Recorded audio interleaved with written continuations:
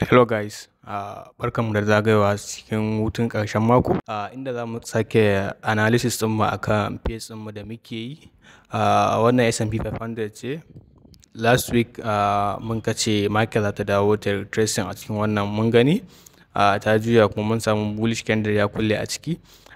This week muna da draw on liquidity da muke da shi wannan 20 high ɗin. Shine next draw on liquidity da muke targeting akan S&P 500. We are still bullish on S&P 500. Sannan kamar yadda kuke gani muna da wannan fair value gap din a daily time frame. Muna da wannan fair value gap din. So za mu sa consign din mu a cikin market ta dawo cikin wannan fair value gap din, sai mu juya mu taking wannan external range liquidity inda muke da shi, wuce sai yayi daidai da 20 days if target din mu. So wannan kenan akan Nasdaq. Akan S&P 500 bari mu je kan Nasdaq. So kamar yadda kuke gani wannan Nasdaq ce, US 100 kenan. Ita ma muka ce market za ta zo ta yi, ko in ta yi mana kulle akan, in sati ya bude closing below this, wannan ya ci gaba da tafiya za mu taking wannan 20 low, sai kuma muka samu market ta yi closing bullish candle ya closing above this wannan gap da muke da shi, aka tracing aka dawo muka tanking 20 day high din mu na farko.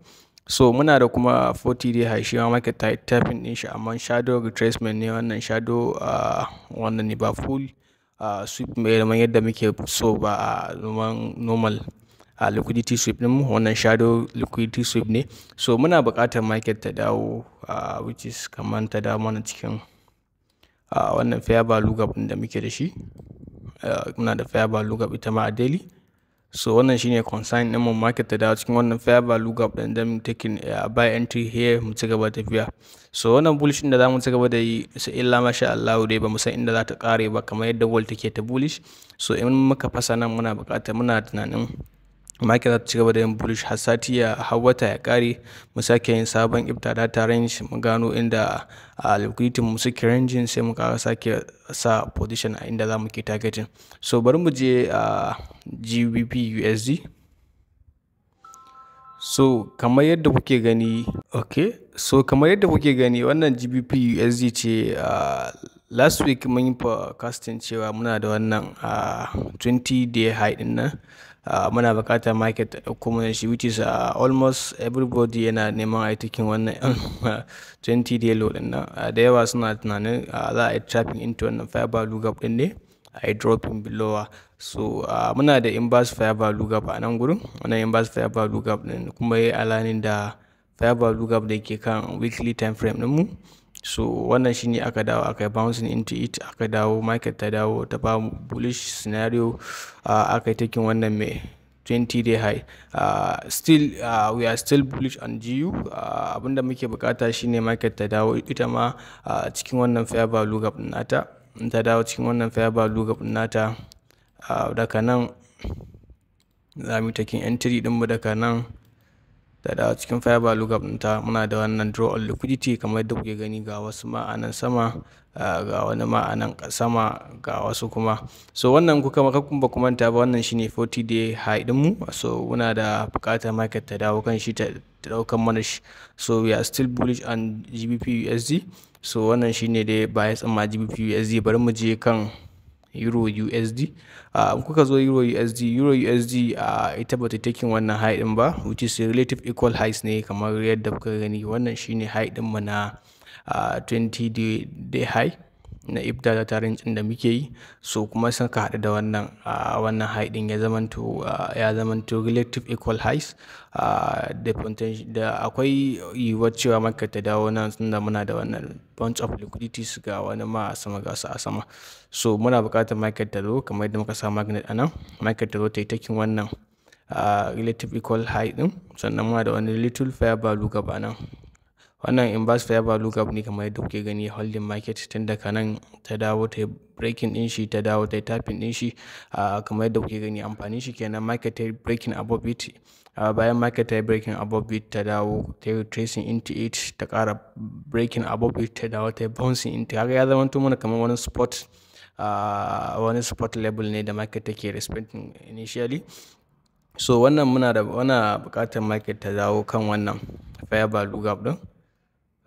Bayan market ta dawo kan wannan fair value gap ɗin, sai muke buƙatar market ta zo ta ɗauka mana wannan high. Idan ba mu samu market ta dawo kan wannan fair value gap ɗin kamar Monday, market za ta tafi directly ta taking wannan high ɗin. Maybe Talata mu samu retracement ta dawo nan, sai kuma Laraba mu juya tunda muna da FOMC a wannan satin, sai mu juya mu cigaba taking wannan highs ɗin da muke da su. So bari mu je kan gold. Kamar yadda kuke gani gold, last week na ce market za ta iya amfani da wannan high ɗin da aka bari na Wednesday bayan an yi sweeping ɗin shi Friday a dropping a dawo lower, which is muna da range haka ba wannan ba. So abin da ya faru satin da ya kama Monday market ta trading bullish, Tuesday aka sake all time high, Wednesday, Friday gashi nan dai market ta fara Friday market ta yi reversing ta taking wannan candle ɗin ya zama na order block. Bayan ya zama na order block, so we expect market ta zo ta taking wannan sell side liquidity, if possible ta ƙara da cikin wannan fair value gap ɗin ta juya ta cigaba da bullish. For me, ban da wani cikakken bias a kanta saboda ba na son abu ya zamanto kana forcing trade ko kuma kana forcing peer ta yi ma abin da kake so. So it's better ni for me na jira ta gama duk abin da ta idan sell za ta yi ta gama sell ɗinta duka a lokacin da ta ba da reversal na continuation na buy, so daga nan zan fara taking action a kanta. So bari mu je, akwai US 100 wani ya ce a mai analysis akan US 100, bari mu duba ta. US 100, I'm not trading US 100 but for sure wannan daily time frame ɗinta is so wannan nice. Nan muna da bunch of liquidity da mu riga mun san cewa liquidity hunters ne, so we have to map our liquidity. Nan mun samu liquidity sweep, then change of character, yes, fair value gap, yes. So market ta ci gaba tafiya bullish, ta zo kuma ba ta yi taking wannan external liquidity ba. So muna buƙatar market ta yi taking wannan external liquidity ɗin idan sati ya kama. Wannan fair value gap ɗin ya yi acting as support level a nan gudun, kamar yadda kuke gani wannan fair value gap ɗin. Okay, ya yi acting as support a nan. So idan da yiwuwar market ta ƙara dawa kan ta clearing wannan sell side liquidity za ta dawo ta ɗauka wannan, kuma ba mu samu wannan ba. Wannan shine overall target ɗin da muke nema a kanta, wannan buy side liquidity, which is na son shine ma kamar all time high ɗinta.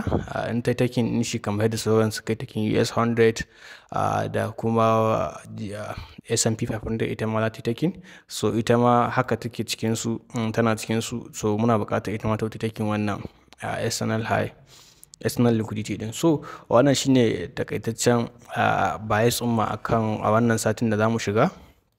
So zai kasance 17 ga wata zuwa ga 20 zuwa 22 ga wata February kenan. So idan kun ji daɗin wannan bidiyon ko kuma kun fahimci wannan analysis ɗin namu, so ku yi subscribing, ku yi liking, sannan kuma ku yi sharing wannan bidiyon ya je ga sauran al'umma wanda suke so su amfana. Sannan kuma har yau muna ga student ɗinmu ko kuma mabiyanmu wanda suke da issues akan trading analysis ko kuma top down analysis, musamman ma weekly analysis da ake neman bias, za ku iya dropping bias ɗinku purely akan wannan channel ɗin tamu ko kuma kan wannan bidiyo ɗin nagu. Idan sati ya ƙare za mu je mu duba fiye da kuke so a yi muku analysis a kai, za mu muku analysis ɗinta sai kuma muku ɗora muku ita bidiyo ɗinta a YouTube don ku kalla ku amfana. So mu haɗu da ku a shiri na gaba. Na gode.